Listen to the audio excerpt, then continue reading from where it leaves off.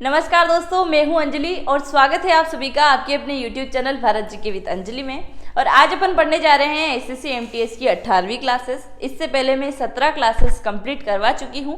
अगर आप सभी ने वो क्लासेस नहीं देखी हैं तो ज़रूर देख लें, अगर आने वाले दिनों में आपकी एग्ज़ाम है तो। ये इसके अलावा मैंने जीके के इम्पोर्टेंट टॉपिक की एक क्लास भी करवाई है, जिसके अंतर्गत मैंने सारे वो टॉपिक बताए हैं जो 2017 से लेके अभी तक रिपीट हुए हैं।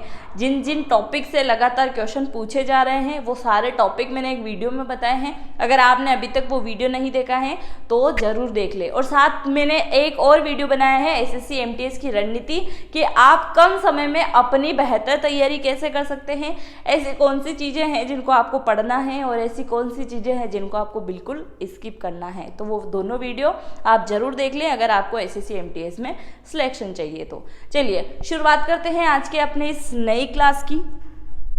पहला प्रश्न है अपना, भारत के राष्ट्रपति ने जून 2020 में बैंकिंग नियमन अध्यादेश 2020 प्रख्यापित किया। इस अध्यादेश की प्रमुख विशेषता निम्नलिखित में से कौन सी है? विशेषता आपसे पूछी गई है, कौन सी रहेगी? तो इसमें पहला ऑप्शन क्या है अपने पास में?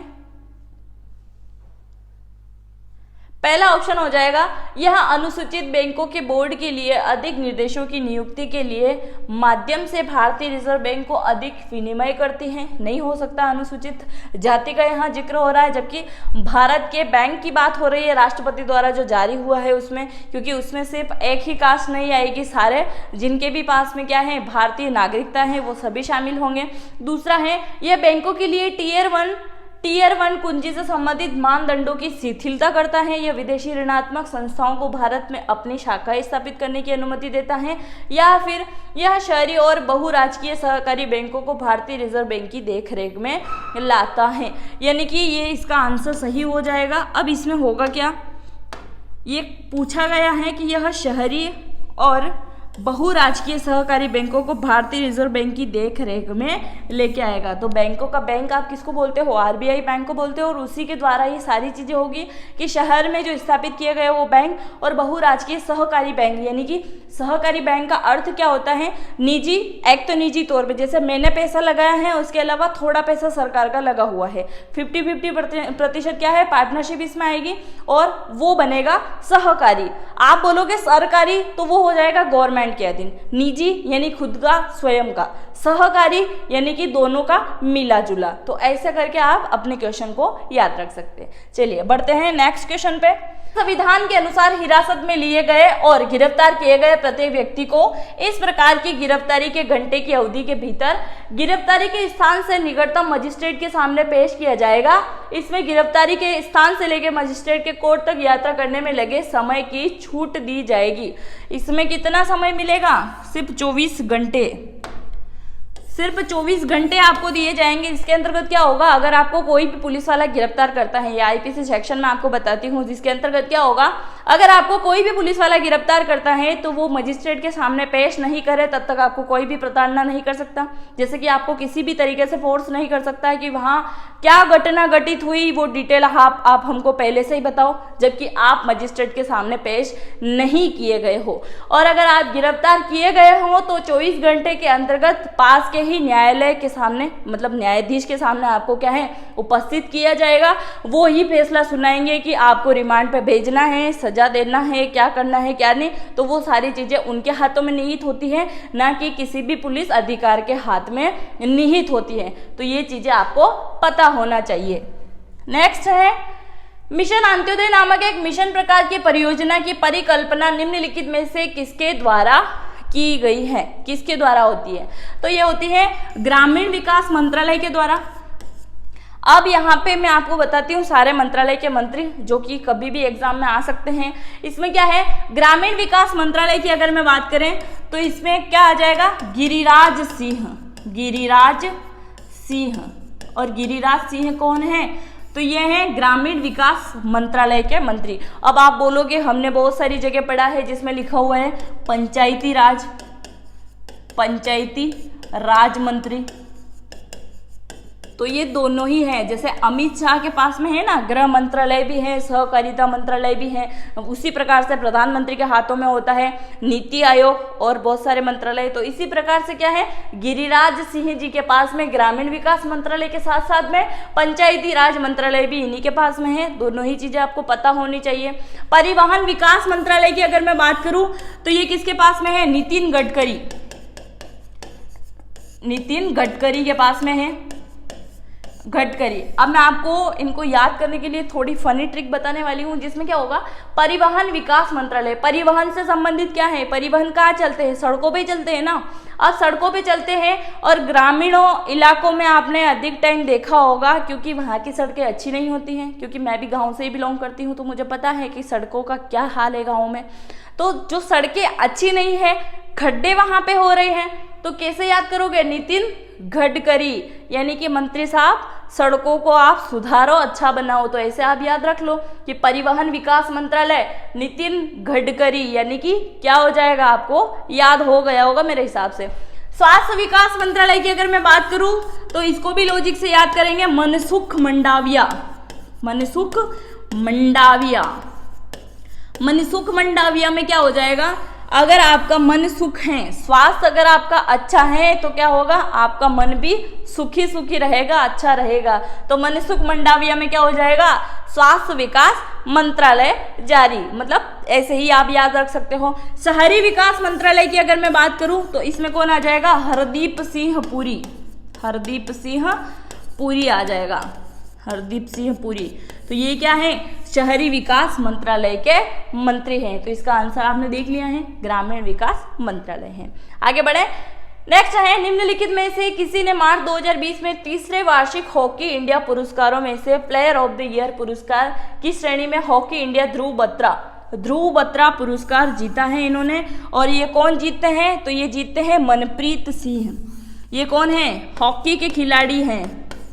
और हॉकी के खिलाड़ी यानी हॉकी की यहाँ पे बात हो रही है, तो मेजर ध्यानचंद जी को कौन भूल सकता है, मेजर ध्यानचंद।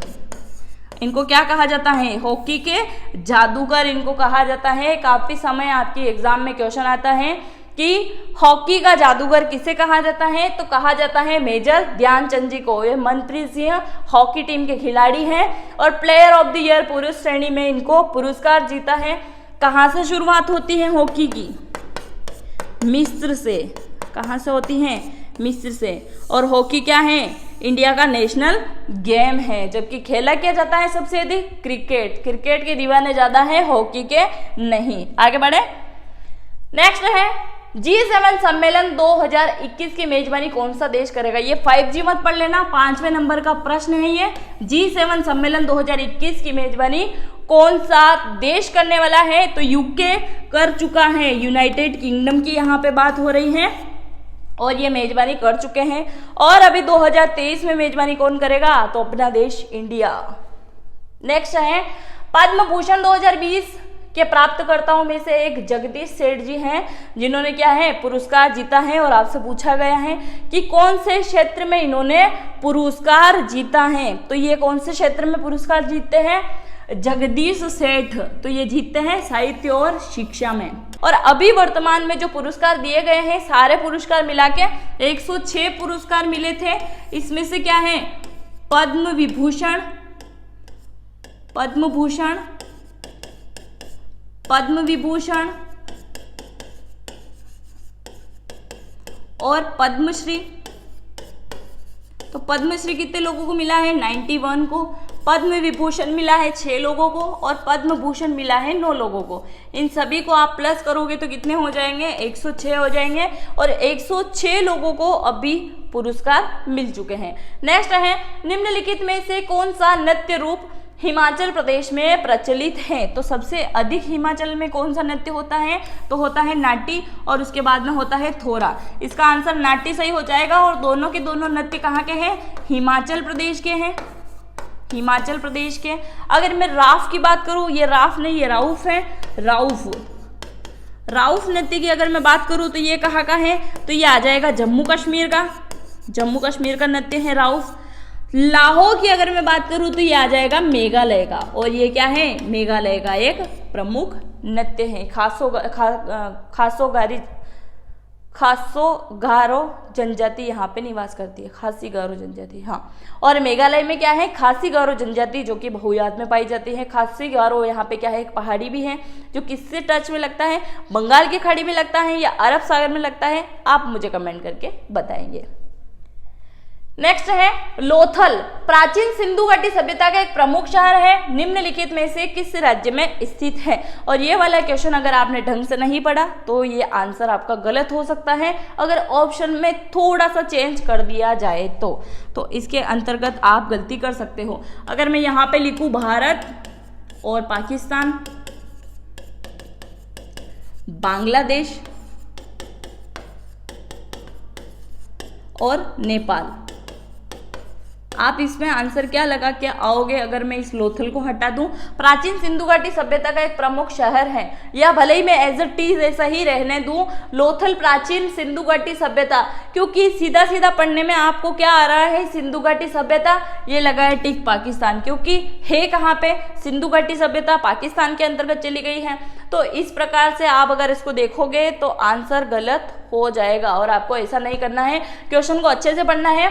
लोथल प्राचीन सिंधु घाटी सभ्यता का एक प्रमुख शहर है, निम्नलिखित में से किस राज्य में है।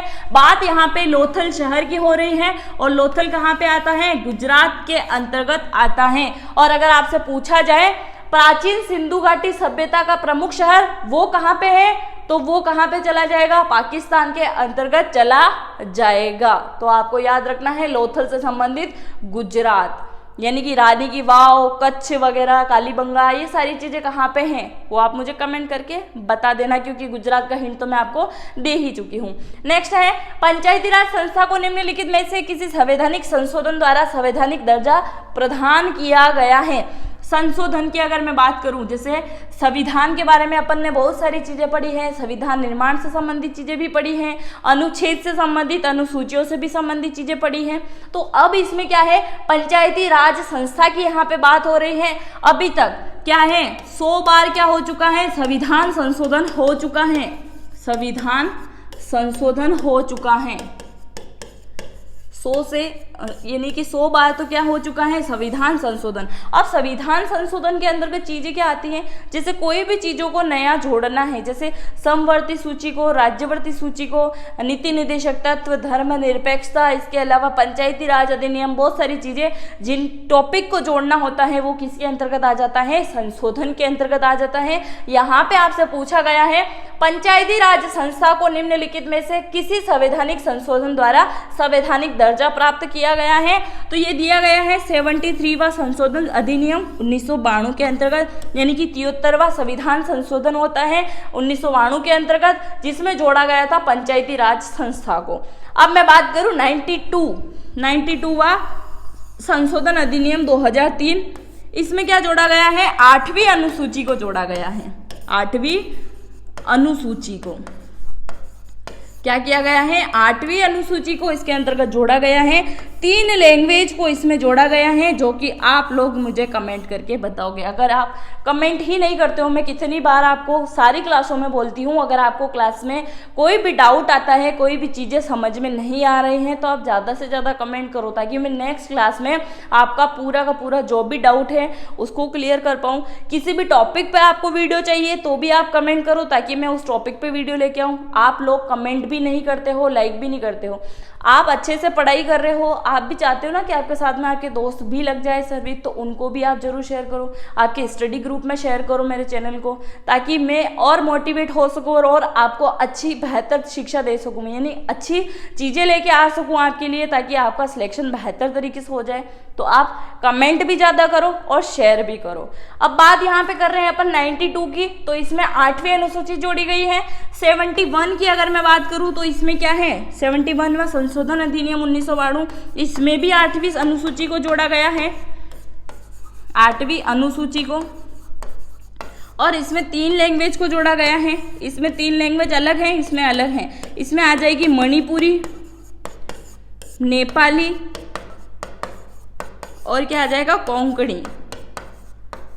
कोंकणी लैंग्वेज। तो ये तीनों की तीनों लैंग्वेज इसमें जोड़ी गई हैं 71वें संशोधन के अंतर्गत। 86वां संशोधन अधिनियम 2002 की अगर मैं बात करूं तो इसमें क्या होगा, 6 वर्ष से लेके 14 वर्ष, क्या होगा, 6 वर्ष से लेके 14 वर्ष तक के बच्चों को क्या है, शिक्षा का अधिकार इसमें लिखा गया है कि आप उनको बाल श्रम के अंतर्गत नहीं, मतलब कोई भी काम पे आप नहीं लगा सकते हो। वो 6 साल से 14 साल तक क्या करेंगे, शिक्षा का ग्रहण करना उनका अधिकार भी है, और ये संशोधन अधिनियम 86 के अंतर्गत लिखा गया है। नेक्स्ट है मायोपिया का दूसरा नाम क्या है। मायोपिया का दूसरा नाम आपसे पूछा गया है, यह आ जाएगा निकट दृष्टि दोष, जो कि आंखों के अंतर्गत होता है।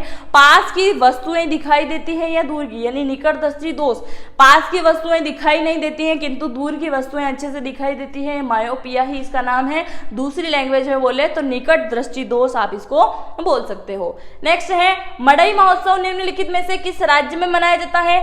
मड़ई महोत्सव की अगर मैं बात करूं तो ये मनाया जाता है छत्तीसगढ़ के अंतर्गत। बात यहाँ पे छत्तीसगढ़ की हो रही है, यानी कि भूपेश बघेल जी के यहाँ की हो रही है। तो छत्तीसगढ़ में क्या है, तीजन बाई किससे संबंधित हैं, पडवाणी से संबंधित हैं। कौन सा पुरस्कार इनको मिला है आप मुझे कमेंट करके बताएंगे। दूसरी अगर मैं बात करूं छत्तीसगढ़ की तो किससे अलग होता है, मध्य प्रदेश से अलग होता है, 2000 में अलग होता है। और वर्तमान में छत्तीसगढ़ में कितने जिले हैं, अगर आप छत्तीसगढ़ से वीडियो देख रहे हैं तो कमेंट बॉक्स में जरूर लिख दें कि आपके राज्य में कितने जिले हैं। और अभी सुनने में आ रहा है ना 19 जिले नए जोड़ दिए गए राजस्थान के अंतर्गत, यानी कि अब टोटल कितने जिले हो जाएंगे, 50। और राजस्थान वाले पढ़ने में पता नहीं कैसे पढ़ेंगे, दक्षिणी जयपुर, उत्तरी जयपुर, जोधपुर पूर्वी, पूर्वी पश्चिमी जोधपुर, इस प्रकार के तो जिलों का नाम दिया गया है। पता नहीं आपके जीके और कितना लंबा बढ़ने वाला है राजस्थान वालों के लिए। तमिलनाडु की अगर मैं यहाँ पे बात करूं तो तमिलनाडु में क्या मनाया जाता है, अनाज महोत्सव। अनाज महोत्सव मनाया जाता है तमिलनाडु में। अनाज महोत्सव से तात्पर्य पोंगल, वही जो चावल से बनी हुई वस्तुएं होती हैं, इसमें आ जाएगा तमिलनाडु के अंतर्गत। ओडिशा की अगर मैं बात करूं तो ओडिशा में मनाया जाता है कलिंग महोत्सव। क्या मनाया जाता है, कलिंग महोत्सव। और कलिंग की यहाँ पे बात हो रही है तो किसका नाम आपको याद आना चाहिए, सम्राट अशोक का। और कलिंग युद्ध के बाद में ही इन्होंने क्या किया था, धम्म चक्र परिवर्तन कर लिया था और बौद्ध धर्म को इन्होंने ग्रहण कर लिया था। झारखंड की अगर मैं बात करूं तो झारखंड में क्या आएगा, सरहुल महोत्सव। सरहुल महोत्सव जो कि कहाँ पे होता है, झारखंड में होता है। सारे के सारे राज्यों के महोत्सव भी मैं आपको कंप्लीट करवा चुकी हूँ। अगर वो वीडियो भी आपने अभी तक नहीं देखा है तो जरूर देख लें, क्योंकि महोत्सव और नृत्य, पत्रकार, लेखक, ये सारी चीज़ें काफ़ी समय रिपीट चल रही हैं आपकी एग्जाम में, तो आपको सारी चीज़ें याद होनी चाहिए। अगर याद नहीं है तो 1/3 जरूर हो जाएगा। आगे बढ़े। नेक्स्ट है होम रूल आंदोलन इस वर्ष प्रारंभ किया गया था, तो ये कब होता है, 1917 के अंतर्गत होता है। नेक्स्ट है the retail rise of the India company नामक पुस्तक के लेखक के बारे में पूछा गया। अभी जस्ट मैंने आपको बताया है कि सारे पुस्तक और उनके लेखक काफी समय एग्जाम में आ रहे हैं, उनको भी आप अच्छे से पढ़े। तो इसके लेखक कौन है, विलियम डैलरिम्पल। विलियम डैलरिम्पल क्या है, ये लिखते हैं the retail rise of the India, ये इनकी पुस्तक है। नेक्स्ट है प्रधानमंत्री मुद्रा योजना में किशोर ऋण के अंतर्गत अधिकतम कितना बैंक लोन दिया गया है, अनुयायी किया गया है, यानी दिया गया है। प्रधानमंत्री जी के द्वारा निकाली गई योजना है जिसको मुद्रा योजना में किशोर ऋण के अंतर्गत इसको नाम दिया गया है। इसमें 5 लाख रुपए आपको मिल सकते हैं, 50,000 रुपए से लेके 50,000 रुपए से लेके 5 लाख रुपए तक की आपको राशि इसमें मिल सकती है। इसमें क्या होता है कि अगर जैसे पहले इन्होंने एक योजना निकाली थी जिसमें क्या है, छोटी लॉरी वगैरह जो लगाते हैं ना, पानी पूरी के ठेले वगैरह लगाने वाले या सब्जी बेचने वाले, तो उनको सिर्फ 10,000 का लोन इसके अंतर्गत दिया जाना था, 10,000 का। परंतु यहाँ पे बात हो रही है 5 लाख रुपए की, यानी कि 50,000 रुपए से लेके 5 लाख रुपए। तो ये सिर्फ उन्हीं लोगों को दिए जाते हैं जो किसी शॉप से अपना बिजनेस करना चाहते हैं, जिसमें क्या है, अगर आप कोई भी किराने की शॉप डाल रहे हो तो उसके लिए, कोई रिपेयरिंग वर्कर अगर आप बन रहे हो उसके लिए शॉप डाल रहे हो तो उसके लिए आपको प्रधानमंत्री की मुद्रा योजना के अंतर्गत मदद मिल जाएगी, जिसमें 50,000 रुपए से लेके 5 लाख रुपए तक का आप फायदा उठा सकते हो। नेक्स्ट है निम्नलिखित में से कौन से अर्थशास्त्र के विषयों को आय वृद्धि और उपयोगिता पर ध्यान केंद्रित करने वाले पारंपरिक दृष्टिकोण से इतर ले गए, जिसमें व्यक्तिगत आधिकारिक क्षमताओं स्वतंत्रताओं को अधिकारों पर जोर दिया गया है, जिसके अंतर्गत क्या आ जाएगा, इसका आंसर क्या हो जाएगा, तो इसका आंसर हो जाएगा अमर्त्य सेन। क्या हो जाएगा इसका आंसर, अमर्त्य सेन। अमर्त्य सेन के द्वारा जोर दिया गया है। नेक्स्ट है सुंदरवन डेल्टा रिक्त स्थान नदियों द्वारा निर्मित होता है। अगर आपने नदियों वाला पार्ट अच्छे से पढ़ा है, मैंने आपको सिंधु घाटी सभ्यता भी पढ़ाई है, ब्रह्मपुत्र भी पढ़ाई है, गंगा नदी भी पढ़ाई है, यानी कि पूर्वी से पश्चिम बहने वाली नदियां भी आपको कंप्लीट करवा दी, प्रायद्वीपीय नदियां भी मैंने आपको कंप्लीट करवा दी है, सारी की सारी नदियां मैंने आपको कंप्लीट करवाई है। अगर नदियों से संबंधित वीडियो आपने देखा है तो ये क्वेश्चन आप आराम से बना लोगे। बात यहाँ पे सुंदरवन डेल्टा की हो रही है, रिक्त स्थान नदियों द्वारा निर्मित होता है। सुंदरवन डेल्टा है कहाँ पे, तो ये कहाँ पे आ जाएगा, पश्चिम बंगाल में, पश्चिम बंगाल और बंगाल के मध्य यानी कि बांग्लादेश की यहाँ पे बात हो रही है, बांग्लादेश। तो पश्चिम बंगाल से बांग्लादेश के मध्य ये क्या है, विश्व का सबसे बड़ा डेल्टा है, विश्व का सबसे बड़ा डेल्टा है, सबसे बड़ा डेल्टा है। सारी नदियां अगर आपने अच्छे से पढ़ी है, क्योंकि बात यहाँ पे सिंधु नदी की हो रही है, कहाँ पर जाती है, पाकिस्तान में। सिंधु नदी पाकिस्तान में जाती है। दो ऑप्शन तो ऐसे ही हट गए हैं। गोदावरी नदी की कहाँ से बात हो जाएगी, बात गंगा और ब्रह्मपुत्र की है, और गंगा नदी को पश्चिम बंगाल में किस नाम से जाना जाता है, हुगली नदी से। फिर पद्मा के नाम से भी इसको जाना जाता है। फिर आगे मेघना, मेघना कौन सी नदी आ जाएगी, जमुना नदी, जो कि यहाँ पे नाम सिर्फ दो ही नदियों का दिया गया है, गंगा और ब्रह्मपुत्र। अगर ऑप्शन में आपको मेघना या इनमें से संबंधित जमुना लिखा हुआ मिले तो भी डरना मत, आंसर लगा लेना, यही आंसर हो जाएगा। तो गंगा और ब्रह्मपुत्र नदी आपको याद रखना है, जो कि सुंदरवन डेल्टा पश्चिम बंगाल और बांग्लादेश के भीतर बनाती है, और विश्व का सबसे बड़ा डेल्टा भी यही है। नेक्स्ट है निम्नलिखित में से एक, इस अधिनियम में भारत के साथ व्यापार के मामले में ईस्ट इंडिया कंपनी के अधिकार को समाप्त कर दिया गया था। किसके द्वारा समाप्त किया गया था, 1813 का चार्टर अधिनियम, इसके द्वारा सारी की सारी चीजें जो कि समाप्त हो गई थी ईस्ट इंडिया कंपनी से रिलेटेड होने वाली। नेक्स्ट है निम्नलिखित में से किस देश में मार्च 2020 में अपने आईसीसी T20 महिला विश्व कप का खिताब जीतकर बरकरार रखा है, तो कौन जीतता है, ऑस्ट्रेलिया जीतता है T20 का खिताब, जो कि महिला द्वारा आयोजित होता है।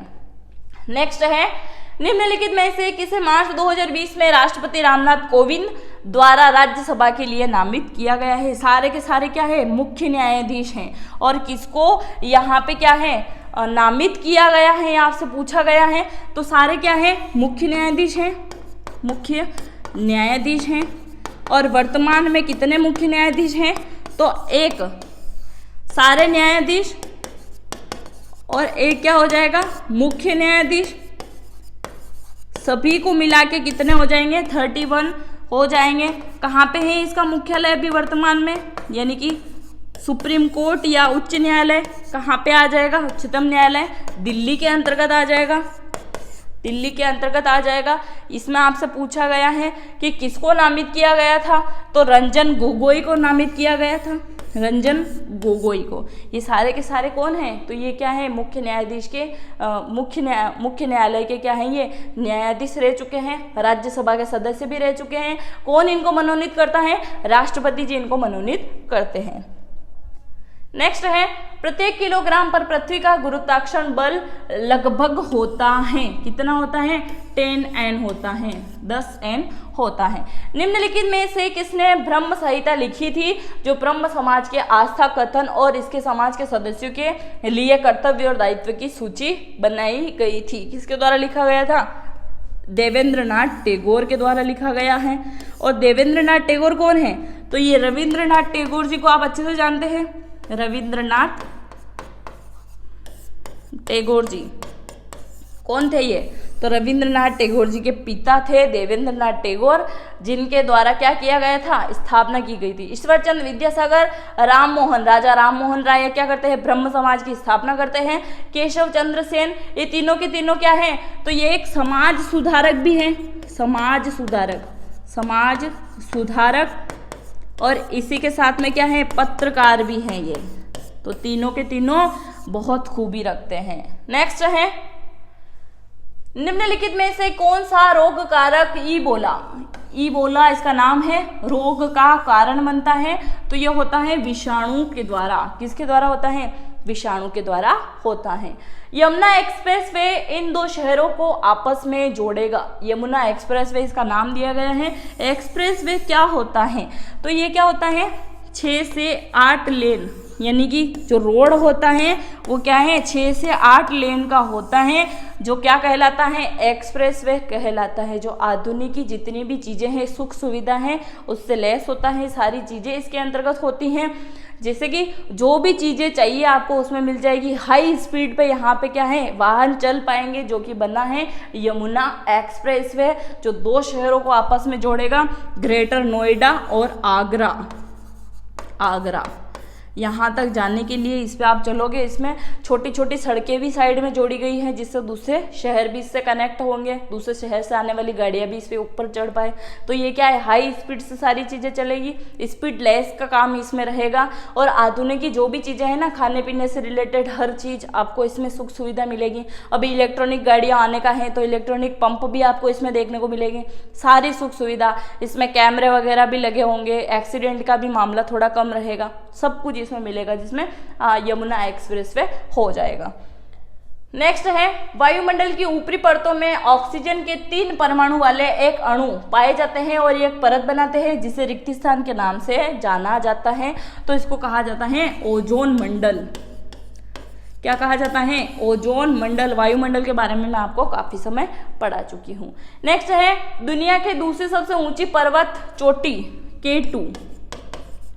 K2 नाम से लिखित पर्वत श्रेणी कहाँ पे पाई जाती है, आपसे पूछा गया है। तो ये पाई जाएगी काराकोरम श्रेणी, जो कि कहाँ पे है, काराकोरम दर्रा। सारे दर्रे पे मैं आपको पढ़ा चुकी हूँ। जम्मू कश्मीर में आता है, जम्मू कश्मीर में, कश्मीर के अंतर्गत आता है। लद्दाख एरिया में काराकोरम श्रेणी, जो कि K2 पर्वत इसके अंतर्गत स्थित है। तिब्बती एरिया वहाँ पे आ गया है। तो सारी चीज़ें कहाँ पे आ जाएगी। और K2 क्या है, दुनिया की दूसरी सबसे ऊंची पर्वत श्रेणी है। सबसे फर्स्ट पे कौन है, माउंट एवरेस्ट, जिसकी ऊंचाई क्या है, 8848 है। काफ़ी समय मैंने आपको पढ़ाया है।